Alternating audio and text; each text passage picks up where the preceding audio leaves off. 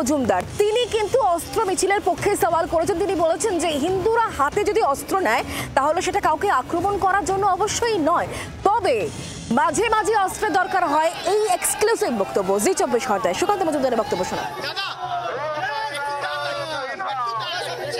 Police Mamata বন্দ্যোপাধ্যায়ের নির্দেশে সব করছে। দেখুন, হিন্দুরা হাতে অস্ত্র রাখলেও কাউকে অযথা আক্রমণে যায় না।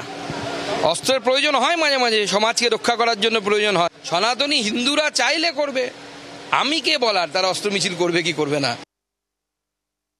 যারা এই ধরনের প্ররোচনামূলক কথা বলছেন, বাংলার মাটি তাদের প্রত্যাখ্যান করবে। এই তাদের রাজনীতি, বাংলার মাটি কোনো অবস্থায় এই কুৎসিত রাজনীতি বরদাস্ত করবে না। যারা ভোটের রাজনীতিতে পিছিয়ে যায়, উন্নয়নের রাজনীতিতে পিছিয়ে যায়, তারা যখন শুধু ধর্মীয় ভেদাভেদ আর হিংসা ছড়ানোর কথা বলেন, এটা রাজনৈতিক দেউলিয়াপনা। বাংলার মাটিতে এসবের কোনো জায়গা নেই।